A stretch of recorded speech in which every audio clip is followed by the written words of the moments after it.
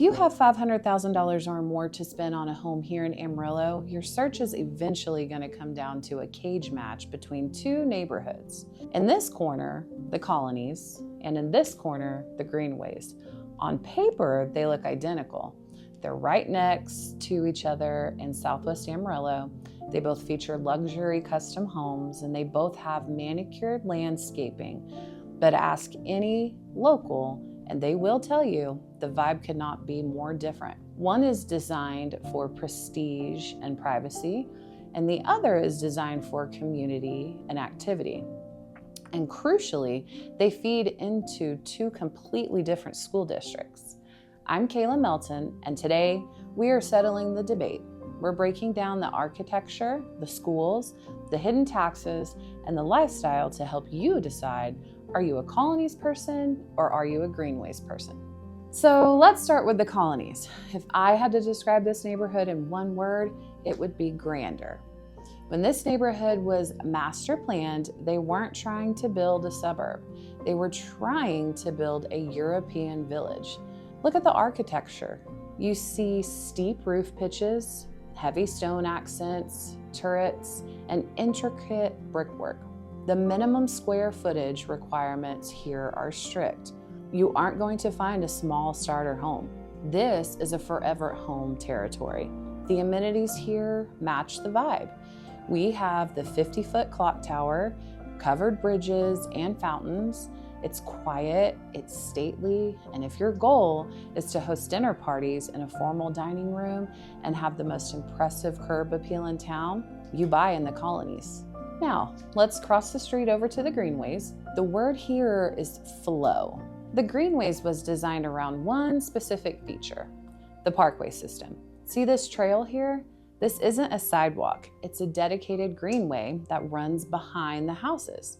In theory, you can walk from one end of the neighborhood to the other, miles of walking without ever crossing a busy street. This changes the culture because in the Colonies, people are in their backyards. In the Greenways, people are out here.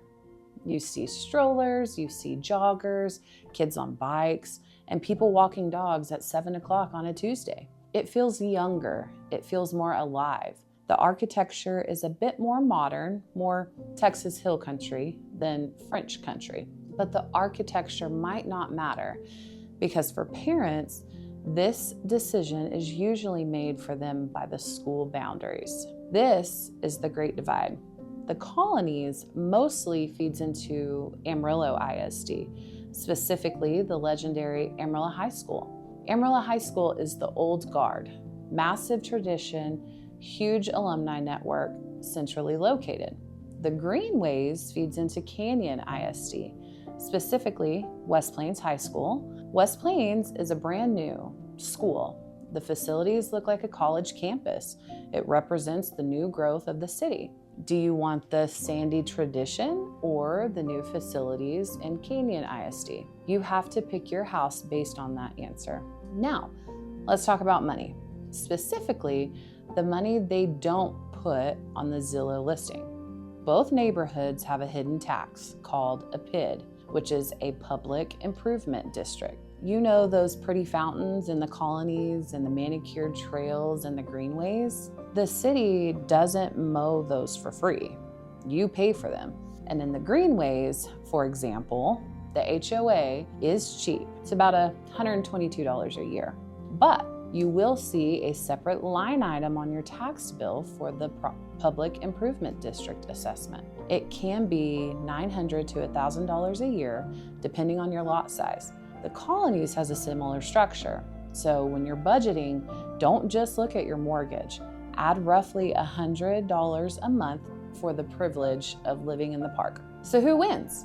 Choose the Colonies if you value privacy, you love old world architecture, you want to be in the Amarillo High feeder pattern, and you want a quiet, prestigious atmosphere.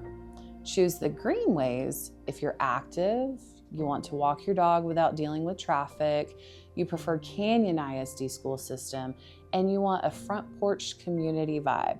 It is a lot of data to juggle. So we're here to help you compare. We can put these two communities head to head when it comes to average price per square foot, exact HOA and PID costs, school ratings, amenity lists, it makes the decision obvious. I'm Kayla Melton. Which side of the street are you on? Let me know in the comments.